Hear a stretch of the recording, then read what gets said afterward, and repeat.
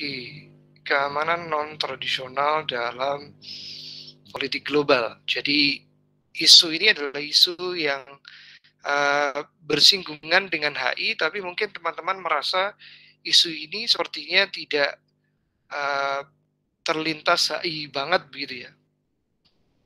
Yang mungkin teman-teman kira isu ini mungkin awalnya bukan isu HI sepertinya, tapi kalau kita lihat secara lebih dalam, secara lebih dekat, nantinya akan kelihatan nih kenapa isu ini yang mulanya dianggap jauh sekali dari isu HI ataupun isu politik global bisa dikategorikan sebagai sebuah isu global kontemporer begitu. Kita akan memulainya dengan outline terlebih dahulu ya. Sejarah awal mula kita akan lihat terlebih dahulu, lalu ada kaitannya dengan bentuk keamanan non-tradisional, bentuk-bentuknya ya. Lalu pada akhirnya ada studi kasus begitu. Nah, untuk membahas sejarah awal mula, tentu penting kita melihat kaitannya dengan perdebatan ini gitu ya. Keamanan tradisional versus keamanan non-tradisional ataupun high politics melawan yang bersinggungan ya, versus saya tulis di situ. Bersinggungan dengan low politics begitu. Oke, ada yang bisa membantu saya nggak kira-kira bedanya keamanan tradisional dengan non-tradisional kalau secara pengertian apa ya? Mungkin di sini teman-teman ada yang pernah mendengar ini. Jadi sebenarnya kalau secara istilah itu ada lawannya ya. Ada keamanan tradisional, kemudian ada keamanan non-tradisional gitu. Oke, sambil saya cek dulu di kolom ini ya, ada yang raise hand. Oke, ada Mas Yogi dulu deh sebelum Mbak Widya. Kira-kira seperti apa Mas? Kalau coba dibantu. Oke Pak, makasih ya atas kesempatannya. Jadi setelah menonton video tadi, satu kesimpulan yang saya tarik tentang, sebenarnya di video tadi kan cuma membahas tentang keamanan non tradisional. Ya. Tapi kalau kita sudah paham tentang itu, kita bisa membedakan apa itu perbedaan keamanan tradisional dan keamanan non tradisional. Di situ dibahas bahwa keamanan non tradisional adalah satu isu keamanan yang diperankan oleh aktor non negara, ya kan? Sementara keamanan tradisional diperankan oleh aktor negara. Contohnya keamanan tradisional itu seperti Laut Cina Selatan, ya kan, di mana China menghegemoni, mengklaim sehingga menimbulkan reaksi di kawasan. Itu keamanan non tradisional. Sementara non tradisional itu sekarang yang dibahas dalam video tadi, yaitu COVID-19. Jadi itu kesimpulan saya, Pak. Oke, keterlibatan non negara ya, aktor non negara. Kalau menurut Mas Yogi tadi ya. Oke, kalau Mbak Widya mungkin boleh memberikan pandangannya kira-kira bedanya apa ya keamanan tradisional dan keamanan non tradisional ini. Silakan. Mbak Widya tadi yang resen. Oh ya. Memberikan tanggapannya. Ya, baik. Okay. Terima kasih kesempatannya, Pak. Jadi kalau itu kan keamanan tradisional itu bersifatnya high politik, sedangkan keamanan tradisional itu lebih ke low politik. Berarti di sini pengertian berbeda. Yang pertama itu ada keamanan tradisional. Keamanan tradisional berarti high politik yang dimana sebelum adanya pembangunan infrastruktur yang lebih fokus dan stabil, relatif stabil. Tetapi ketika kita menyimak keamanan non tradisional yang bersifat low politik, artinya di sini sudah ada pembangunan yang lebih fokus daripada isu-isu yang high politik tentang isu kekerasan sebelum perang ideologi. Tidak ada lagi perang ideologi yang dilakukan oleh Amerika Serikat dan Uni Soviet. Nah, mungkin itu aja, Pak. Oke, jadi ini saling berhubungan ya. Terima kasih Mbak Widya. Keamanan tradisional ini ada hubungannya dengan high politics, keamanan non-tradisional ini ada singgungannya dengan low politics. Oke, silakan Mas Bowo mungkin yang ingin membantu memberikan tanggapannya. Perbedaannya apa ya kira-kira? Saya menambahkan punya Mbak Widya ya Pak. Mbak Widya tadi kan bilang keamanan tradisional itu sejalan dengan high politics dan keamanan non-tradisional itu sejalan dengan low politics. Nah, menurut saya benar, keamanan tradisional itu didukung oleh high politics itu seperti negara-negara yang kuat, entah itu keamanan, bentuk keamanannya itu seperti senjata ataupun politik.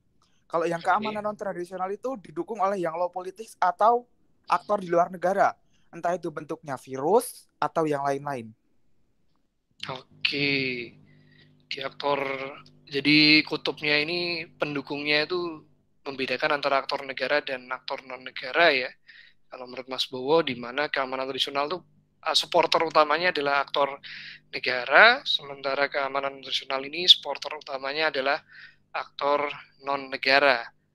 Ada lagi yang mau menambahkan perbedaan keduanya? Saya Pak boleh menambahkan sedikit saja. Boleh, Mbak Cahaya Puja. Kalau konsep keamanan tradisional itu tadi lebih menekankan pada keamanan yang tadi Mas Yogi bilang tadi, keamanan negara dari ancaman eksternal itu Pak, seperti militer mungkin. Terus kalau konsep keamanan non tradisional itu fokusnya itu pada keamanan individu Pak. Jadi lebih apa ya, contohnya kayak mungkin adanya wabah penyakit ini, jadi ancaman kelaparan ataupun kekerasan kriminal seperti itu Pak. Oke, terima kasih, menarik ini dari Mbak Cahaya Puja ya, satu definisi ya kaitannya dengan perbedaan antara keamanan tradisional dan keamanan non tradisional, dan juga singgungnya terhadap high dan juga low politics. Nah, ini awal mulanya memang teman-teman harus memahami ini ya, kaitannya dengan perbedaan istilah ini, dua kutub yang berbeda ya. Hari ini kita membahas keamanan non tradisional yang memang mulanya lahir dari terlebih dahulu ada keamanan tradisional, terlebih dahulu ada high politics begitu. Nah, ini sebenarnya muncul karena ada kondisi-kondisi seperti ini. Coba saya share bagian yang lain ya, yang bisa menjelaskan begini ya, kaitannya dengan high politics dan low politics ini. Sebentar, saya sambil stop dulu untuk sharingnya. Jadi ini sebenarnya itu ada satu kondisi ya, yang akhirnya membuat keamanan tradisional muncul. Sebelumnya ada kondisi yang melatar belakangi tentu saja. Oke, beberapa hal ini ya, alasan berkembangnya isu keamanan non tradisional tadi ya. Kita melihat bahwa awal mulanya itu dari kondisi dunia tentu saja ya, beberapa kondisi dunia yang melatar belakangi. Kita bisa melihat dulu negara-negara itu ya, negara-negara itu menitik beratkan bahwa agar bisa survive dalam percaturan politik global, berarti mereka yang punya skuad pertahanan yang kuat, punya armada militer yang tangguh, punya persenjataan yang bisa lebih baik dibanding negara-negara yang lain. Ya, pada akhirnya ketika eranya bergeser ya, era perang sudah selesai, negara-negara lagi nggak saling perang, lalu kemudian perang dingin sudah rampung juga karena AS Uni Soviet nggak lagi saling balap-balapan ya untuk memperkuat dirinya. Uni Soviet juga gugur pada akhirnya ya, hancur. Dunia pada akhirnya punya satu capaian baru begitu ya, karena sudah relatif stabil, maka harapannya lebih kepada isu-isu pembangunan atau hal-hal yang langsung berkenaan dengan keselamatan masyarakat, warganya atau penduduknya begitu ya. Sehingga akhirnya tadi beberapa teman-teman juga menyebutkan isu ini lebih dekat kepada masyarakat begitu ya, kepada persona yang mendiami sebuah negara itu. Sehingga akhirnya ini juga bisa dilihat juga di poin yang terakhir ini ya, meningkatnya interdependensi negara. Karena negara-negara juga udah mulai lepas ya dari penjajah, udah nggak lagi dijajah oleh negara lain begitu ya, sudah menemukan kemerdekaannya, mereka lebih stabil, pada akhirnya mereka bisa lebih care, lebih perhatian terhadap individu-individu, orang-orang yang mendiami negaranya. Makanya kemudian muncul yang namanya isu ini ya, isu-isu yang sifatnya low politics ya, yang sifatnya lebih kepada dekat dengan manusia, dekat dengan penduduk ya, sifatnya lebih intimate begitu ya.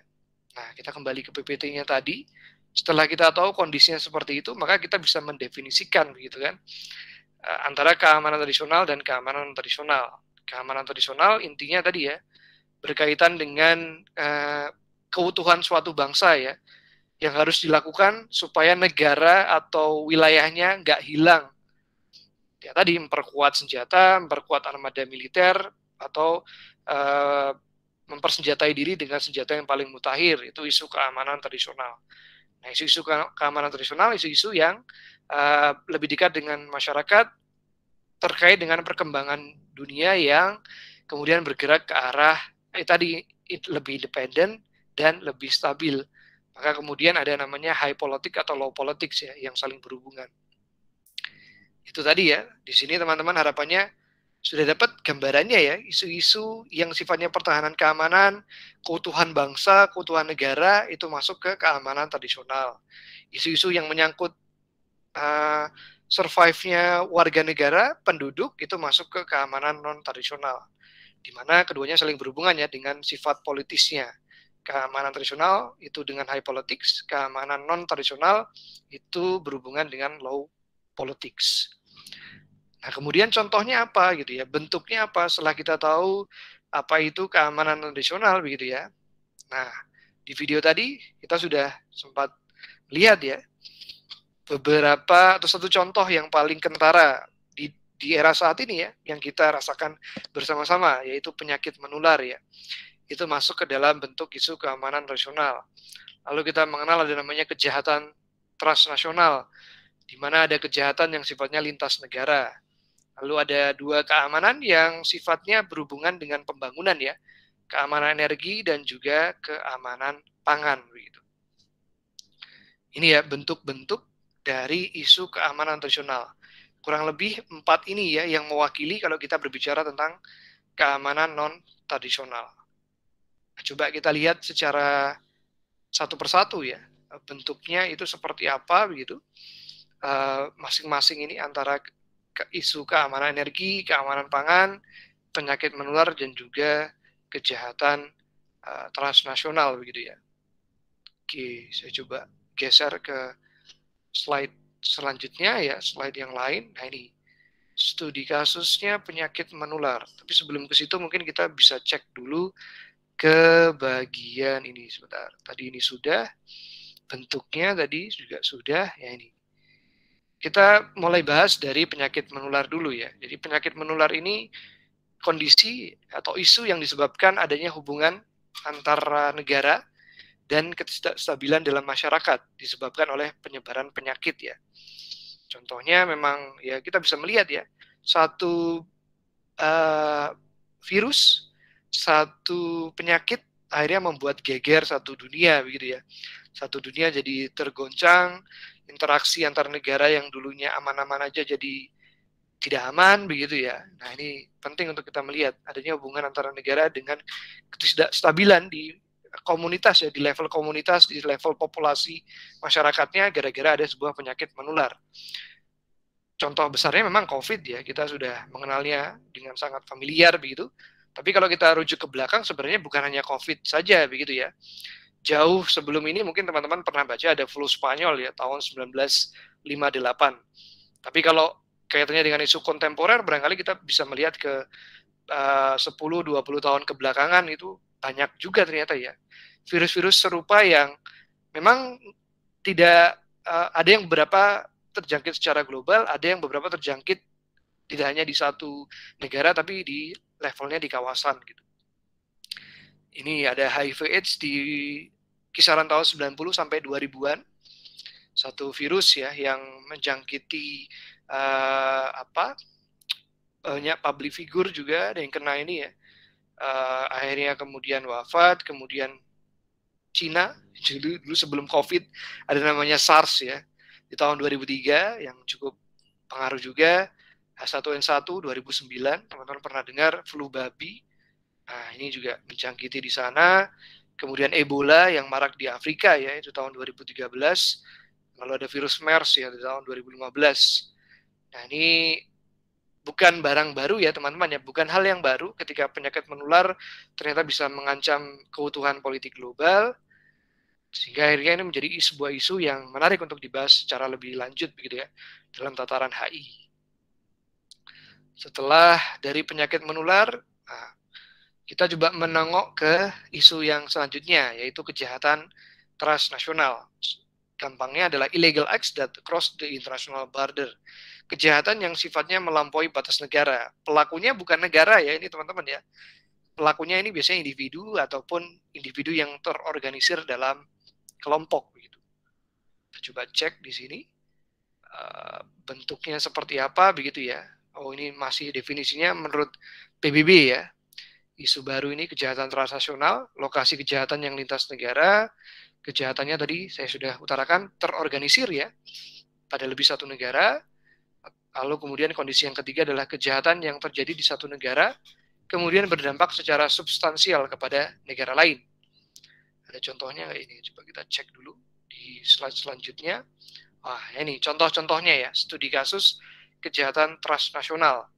Ada banyak ini ya, dan ini sifatnya kontemporer, baru-baru juga.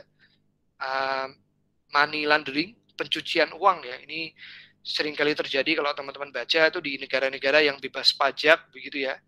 Ada beberapa negara, beberapa kawasan, pulau begitu ya, yang bebas pajak, kemudian diakali sebagai sarana pencucian uang gitu ya, money laundering. Atau di kasus yang kedua kita melihat yang dampaknya transnasional, penyelundupan narkoba, drug trafficking ya. Seringkali menyelundup di banyak tempat, airport ini ya, yang seringkali jadi tempat untuk penyelundupan ya, barang-barang itu. Kemudian ada korupsi yang sifatnya lintas batas negara. Biasanya ini ya taipan-taipan yang punya banyak uang ya, melakukan aksi korupsi atau melarikan uang dari satu negara ke negara yang lain gitu ya. Contoh gampangnya ini kalau teman-teman nonton serial terkenal ya, Money Heist itu terkenal banget ya, bagaimana ngambil uang untuk dilarikan ke negara yang lain ya, sifatnya memang korupsi juga di situ. Lalu ada human trafficking ya, biasanya eksploitasi berbasis seksual atau perburuan. Negara-negara poor state ya, seringkali jadi korbannya, diselundupkan. TKI kalau di Indonesia ini ya, diselundupkan ke Malaysia tanpa izin, tanpa ada perlindungan, yang sekarang jadi concern besarnya Kemenlu ya, memberikan perlindungan kaitannya dengan human trafficking. Lalu kalau di daerah Somalia terkenal ya, di poin kelima itu ada sea piracy atau bajaka ya, bajak laut, pembajakan ya, di kapal-kapal yang melintas di batas negara begitu, dibajak, diteror, diambil barang-barangnya gitu ya. Akhirnya menjadi sebuah kejahatan transnasional gitu.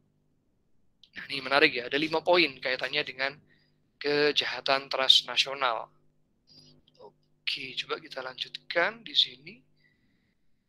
Kaitannya dengan energi security, sorry agak geser ya. Kalau keamanan energi ya tentu kita bisa melihat dari lahirnya sebuah badan ya, namanya International Energy Agency. Bagaimana penemuan nuklir ya, penemuan nuklir itu jadi hal yang concern bersama ya. Pernah ada pengalaman buruk di Hiroshima Nagasaki, menewaskan banyak orang, akhirnya sekarang diwanti-wanti, dijaga-jaga agar energi nuklir tidak menjadi masalah di kemudian hari. Atau kemudian krisis minyak ya, tahun 1973-74 itu sempat kejadian juga ya, minyak menjadi langka. Lalu ada kaitannya juga dengan tahun 94 ya, kalau teman-teman pernah dengar ataupun nonton film dokumenternya ya, di daerah di Ukraina ada satu kota namanya Chernobyl. Itu sempat juga ya, banyak orang, banyak penduduk di sana yang akhirnya harus wafat ya, terenggut nyawanya cuma gara-gara keteledoran pabrik nuklir ya di Chernobyl itu. Banyak sekali ceritanya, film dokumenter yang mengisahkan tentang itu ya, bagaimana keteledoran perusahaan pada akhirnya membuat satu wilayah itu hilang semua ya, banyak yang korban berjatuhan itu, human security ya. Akhirnya muncul UNDP, Concept of Human Security di tahun 94 sebagai bentuk pembelajaran atas apa yang terjadi dari kasus Chernobyl ya, ledakan Chernobyl, ledakan nuklir di sana. Itu tahun 87 juga UN, ini yang paling kentara UN ya, banyak memberikan satu bentuk concern terhadap keamanan energi. Banyak kasus, banyak hal yang akhirnya membuat keamanan manusia jadi terenggut. Oke, lalu kaitannya dengan keamanan pangan juga ya, bahwa ini keamanan dasar ya, setiap orang itu punya akses harapannya terhadap pangan, terhadap makanan ya, bahan makanan, sesuai dengan apa yang dicetuskan oleh UNDP tahun 94. Nah, problemnya kemudian muncul, the problem coming ya, hadir ketika negara-negara itu pengen mengamankan bahan pangannya sendiri ataupun ingin memaksimalkan ya kontrol mereka terhadap food supply, perputaran makanan begitu, dan resource, sumber-sumber ladang-ladang kaitannya dengan bahan makanan atau sumber pangan gitu. Seringkali kita mendengar ada istilahnya monopoli ataupun proteksionisme ya, memprotek dirinya terhadap sumber-sumber pangan, terutama di daerah-daerah atau kondisi-kondisi ketika sekarang lagi ada wabah seperti COVID ini ya, sempat juga muncul isu ini.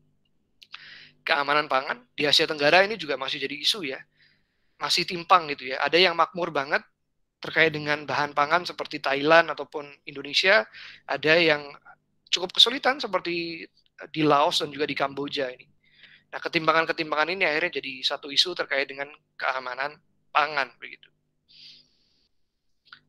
Oke, krisis pangan tahun 2007-2008 ini di Asia Tenggara, atau mungkin kalau di Indonesia sedikit kita ambil contohnya ya, kemandirian pangan ya. Mungkin teman-teman pernah dengar programnya Presiden kita, bagaimana Indonesia mencoba agar tidak bergantung dari food supply supaya tidak dimonopoli dengan memberikan satu instruksi untuk keamanan pangan di sana.